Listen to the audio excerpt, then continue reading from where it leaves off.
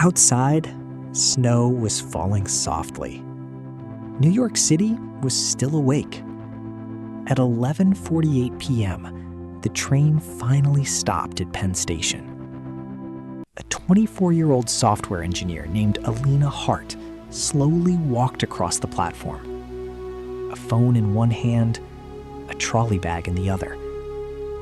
Everything looked perfectly normal. But that night would become the last normal night of her life. Because by the next morning, Elina had vanished. Her phone was switched off. No bank transactions, no social media activity. It was as if she had suddenly disappeared from the face of the earth. At first, the police did not take the matter seriously. They assumed she had left voluntarily.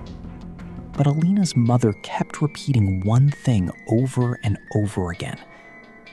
My daughter is not the kind of person who would run away.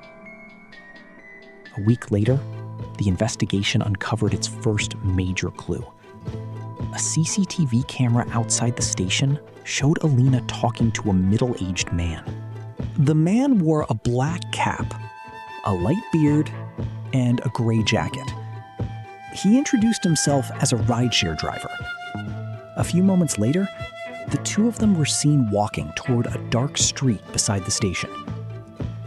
And after that, no more footage. As news of the case spread through the media, panic began growing across the city. People started believing it was the work of a serial kidnapper. But the deeper the investigation went, the stranger the case became. Police suddenly discovered that 3 days before her disappearance, Elina had copied confidential files from her company's servers.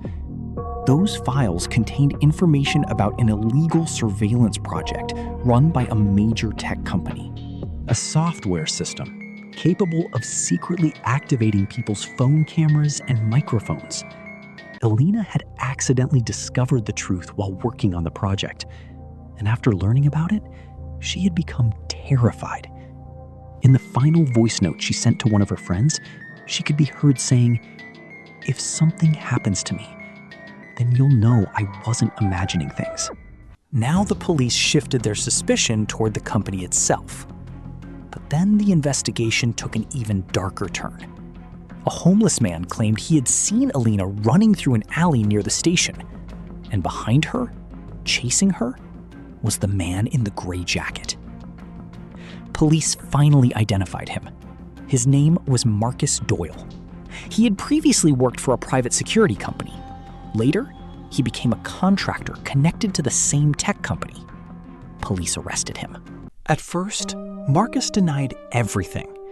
But after 48 hours of interrogation, he finally broke down.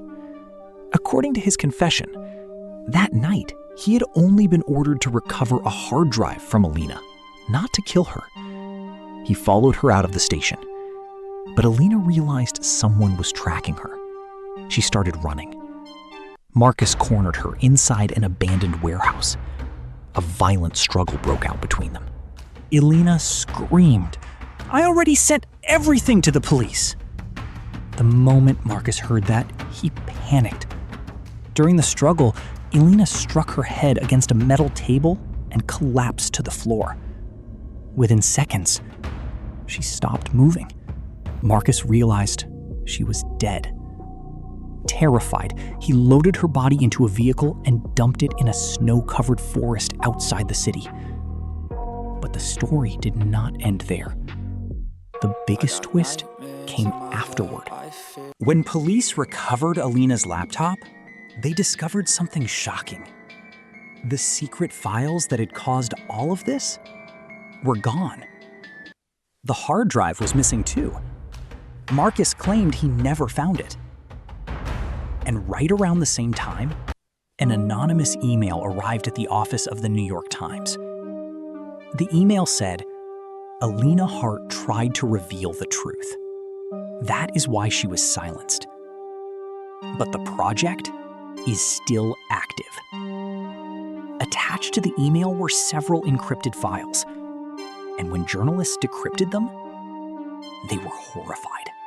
The files contained private videos, call recordings, and surveillance data belonging to thousands of ordinary people. But who sent the email? Was it Marcus? Someone inside the company? Or had Elina planned everything before her death? To this day, nobody knows. But one thing is certain.